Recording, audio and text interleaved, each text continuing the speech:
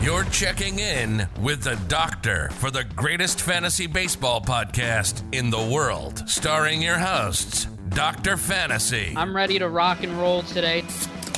And Rydawg. Harrison Masturbator.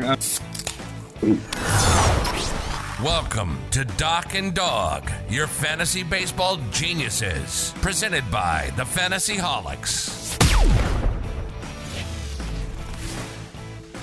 What's up, everyone, and welcome to another episode of Doc and Dog, presented by the Fantasy Holics.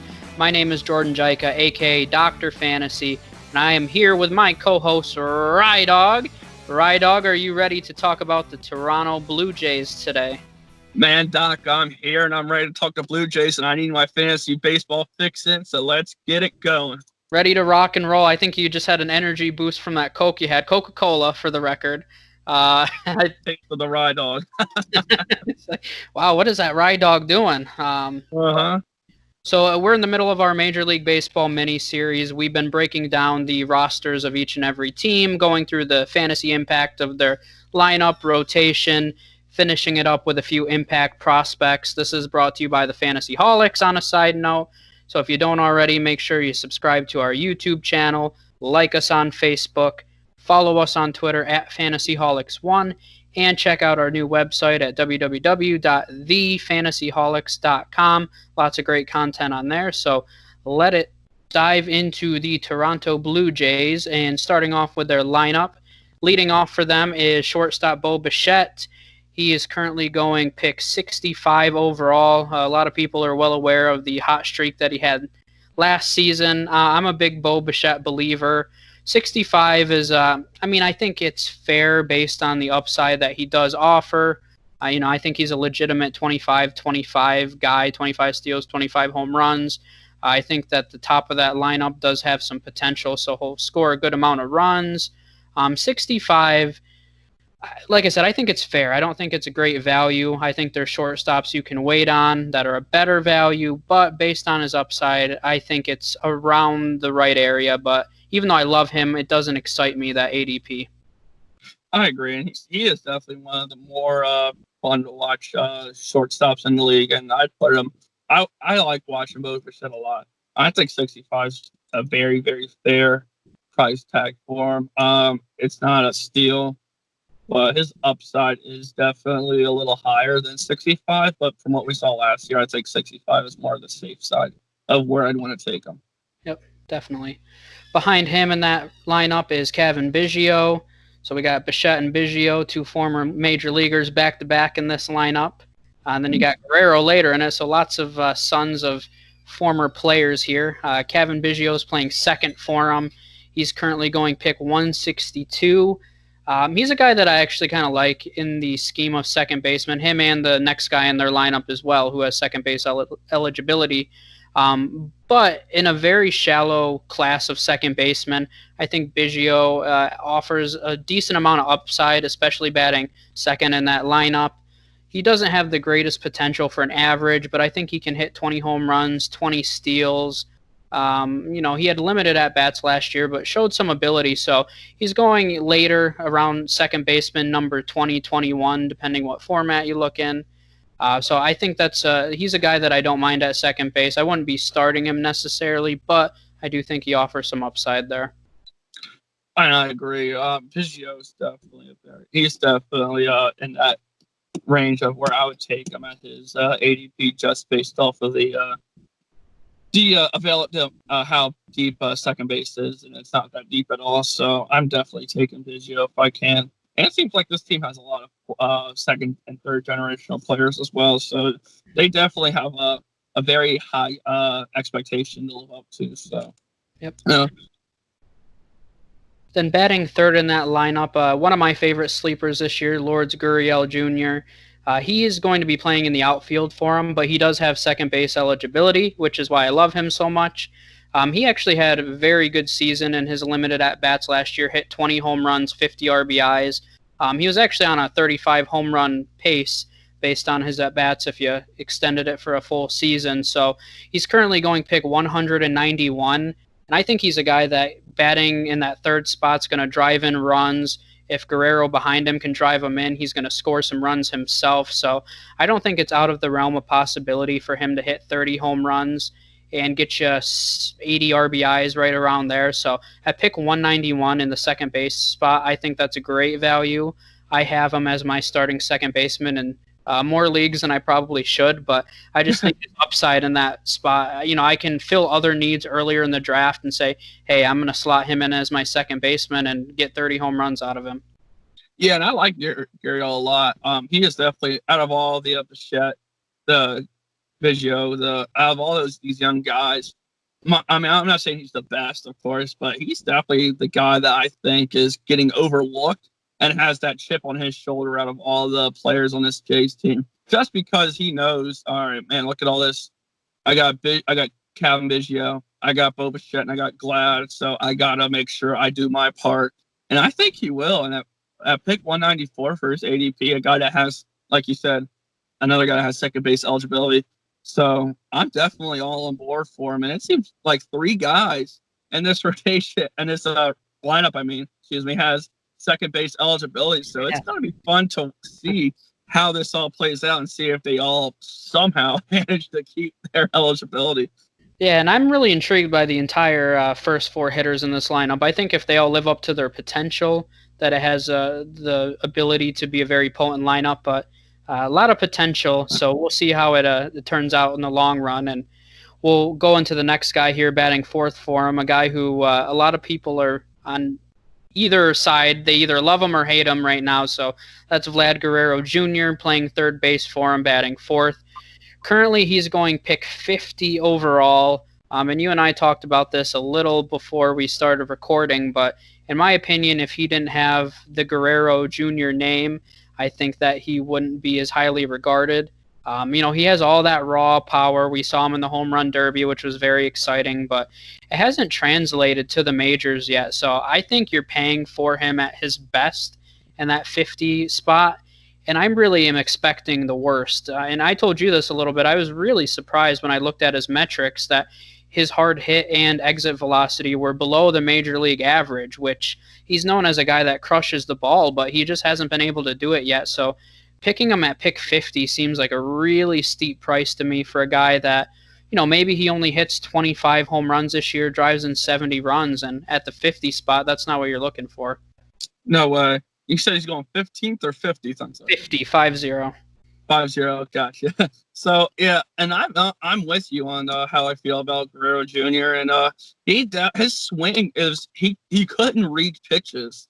He couldn't read the pitches. It seems like so that dip from a minor league AAA pitcher to a major league guy. It is a huge dip. It really is.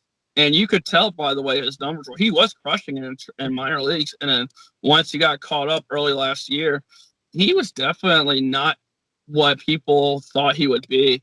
So I think the 25 or 20, 25, whatever, the 70 RBIs, it could happen again this year. And I'm not paying that 50 spot for him. No thanks. Give me LeMahieu around there, and I would plug him in as my third baseman or my second or my first. So I'm not all three at the same time. All three. If it was a dynasty league, but he's not going 50th overall in the dynasty league. He's going the top two rounds. So that I wish that scenario would work here, but it doesn't. So I'm going to pass on Vlad, I guess, for now. Yeah, and that's not to say I don't think that long term he can't be better, but especially I think we're more focused on redraft leagues in this. That's way too high. And we've talked about all the value on other rosters, and even Josh Donaldson is going almost 40 picks after Vlad Guerrero. Wow. And I would put money on that he will finish as a higher ranked third baseman than Vlad Guerrero this year. So for sure, I completely agree. Donaldson will probably have 10 more home runs, in my opinion. If we're going to look at how each player did last year, I would take a lot of third basemen over Vlad Guerrero Jr. this year. And I just hope he does end up living up to his name because his dad was really fun to watch. Yeah, for sure. Rest of this lineup is not quite as exciting, not as much to talk about with the bottom half, but we'll go through it here. Batting fifth right now is Travis Shaw, playing first base for him. He's currently going pick 240. He's shown some ability previously. He struggled to stay healthy last year. He has previously, though, had 30 home runs, 80 RBIs, and we've talked a lot about other first basemen that have been going later in drafts. I'd still rather take Hosmer in a better lineup and at a later ADP than Travis Shaw, but he potentially has 30 home run ability, but as we've said before, I don't think it's hard to find home runs anymore, so not a guy that I'm overly high on. Yeah, I agree. He definitely showed a glimpse of some kind of ceiling with the Brewers when he was first in the majors, but it seems like he's been bounced around team to team, just hopefully to find a utility starting role. So to pick 240, it seems like he's going undrafted, and I guess he'll stay that way when undrafted. I agree. Number 6 in the outfield for them is Rydawg. He is currently going pick 247. Very high ownership percentage, though, so he is being drafted, usually probably within those last few picks. Once again, I'm going to throw him in the Jock Peterson category, 30 home runs, not a very high average, but if you're looking for home runs, then, I don't have a problem with you grabbing Grichuk at the end. Yeah, neither do I. I mean, like you said, he's in that high home run, very low batting average category, so if somehow you're struggling to find home runs in those later rounds, go for it. He's all yours. Yeah. Bottom half of the lineup, the last 3 spots here, not very exciting. They have Tio Hernandez at DH. Rowdy Tellez will probably DH and place him first as well. Tellez, actually, I don't mind. I remember him playing in New Hampshire a little bit. He has a lot of power, so if he gets in that lineup, he's a little intriguing to me.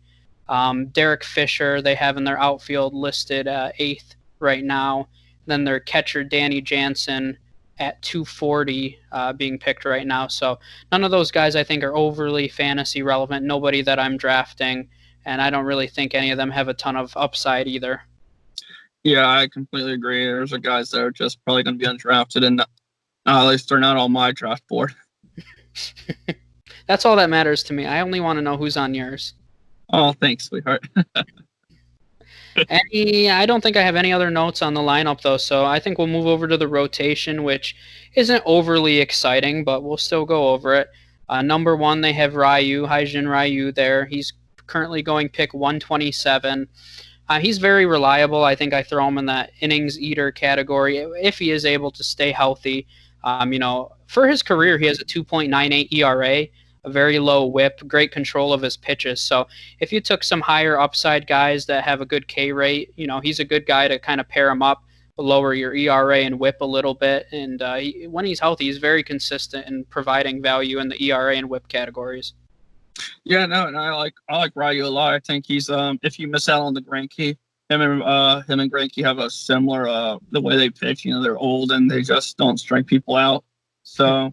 Him and Greinke, if you miss out on the Greinke, I definitely would look at Ryu. But, he did sign a pretty decent amount of money for a contract, so hopefully he stays healthy and lives up to it. And a pick 127, I don't think you can go wrong with taking him. Yep, I agree. Rest of their rotation, not very exciting. We'll talk about one of their prospects that I love, but as of right now, they have Chase Anderson listed as their number 2. Tanner Roark, who has struggled and kind of had an up and down career in the number 3 spot. Matt Shoemaker in the number 4 spot, and then Trent Thornton in the 5 spot. The only other guy that's being drafted, with the exception of Ryu, is Matt Shoemaker right now at pick 243. Not a very high ownership percentage, though, so probably only being drafted in deeper leagues. I don't really think I'm drafting anyone else in that rotation personally. No, and I'm not either. It's sad as a Nats fan to see how far Roark really fell. He fell off, and he's not a strikeout guy either. Him and Ryu aren't strikeout guys. I don't think they really have that one guy in their lineup that will get you 7 Ks a game, 7, 8, 9 Ks a game. It's kind of interesting to see how their pitching will turn out this year, unless they get Pearson up this year, who is your boy. So. Yeah, I guess I shouldn't spill the beans on that, so I'll let you discuss your boy a little bit. Yeah, I would be surprised that when the season does start, if Nate Pearson didn't break into, if they're trying to win, Nate Pearson's one of their top 5 pitchers in the organization. So I think it's a little silly to hold him back at this point. He's major league ready, and I think he has all the makings of becoming a legitimate ace. And I think that given a full season and a year from now, we could be talking about him as a top 15 pitcher in next year's draft. I really think he has that kind of ability. So he's currently going 234 right now in drafts, kind of that late round dart throw. And I'll absolutely take him and stash him on my bench if you're getting a potential ace. He really hasn't struggled at any level of the minors, has a high K rate, controls his pitches, several good secondary pitches. So there's really not anything to dislike about him. So I think he's ready for the show, and I don't think they should hold him back. Yeah, and I completely agree with you there. And I think he's more than just a top 5 pitcher in the organization. He's definitely a top 3 prospect pitcher in all of baseball. Yeah. I think I discussed that a little bit when we were talking about Gore. And I think Gore, Pearson, and Mize, I actually have them ranked in that order. Those 3 guys, they're going to be aces. And I think the one that concerns the most with people is Mize, just because of his injury history.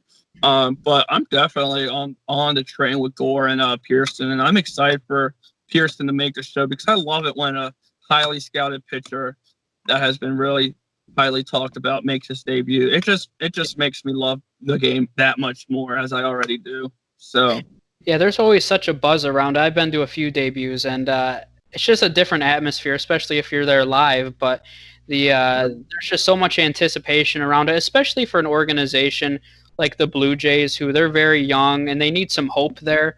And I do think, given their offense, they have some upside. And even though this rotation is nothing special, I do think that they have a lot of solid pitchers. None of those guys are guys that you're going to draft in fantasy drafts, but in real life, they're solid pitchers. And if their offense is able to perform, I think they'll win some games. But I especially love Pearson, and I think that would add a lot to their overall roster. Finishing off the pitching portion here, Ken Giles is currently their closer. He's had a very up and down career through the course of being with a few different teams, but he's going towards the end of drafts in the 200s right now, which he probably has a pretty solid grasp on that closer job. So I don't mind taking him in that position. But any other notes that you want to make on their rotation or pitching staff in general? No, I think that's it. I mean, if Pearson does get come up though, that rotation will. I mean, it looks solid from just a non-fantasy standpoint.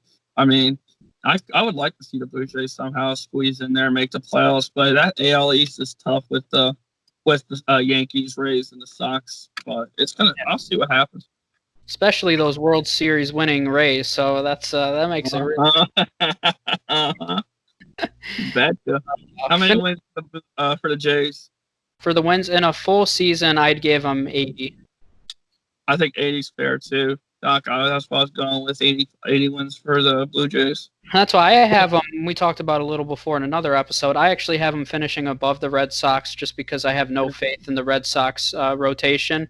I have a little, not much more, but a little more faith in the overall pitching situation of the Blue Jays. So I think the Red Sox and Blue Jays will actually finish pretty close in the win column total, but I'd give a slight edge to them. And a lot of that is because Pearson. I think Pearson would be the best pitcher on the Red Sox rotation right now as well. And that would have a huge impact. And I completely agree. He's definitely one of those pitchers that's a game changer. Then finishing it off with their impact prospects, they currently have the 16th ranked system. They were a little higher, but a lot of those guys have begun to graduate now, so they move more to the middle of the pack. Nate Pearson, we already talked about. I don't need to bang my head against the wall talking about him anymore. The only other guy they really have that's major league ready is Anthony Kay. He's actually a former Mets farmhand. He's a very solid pitcher. He's had very solid numbers in the minors. Given that the back end of their rotation isn't overly strong, I think he's going to end up breaking through at some point. Not a guy that I'm picking up right away when he does crack it. However, keep your eye out, see how he performs in his first few starts, and he could be a potential streamer. Yeah, no, and I completely agree. I actually watched him a little bit with whenever Harrisburg did face the Mets minor league AA team. I go to a lot of AA games, so I was able to see Anthony play, and he's a really good ball player. He's a nice guy too. I had the privilege of talking to him for a couple minutes, so I hope he does end up making it. For sure. And that's one of the things that I think excites me about the Blue Jays' future the most is that a lot of their higher ranked prospects now are pitchers, and that's kind of where the weaknesses in their major league roster. So if Kay can perform well, they have Simeon Woods Richardson, who they also got from the Mets.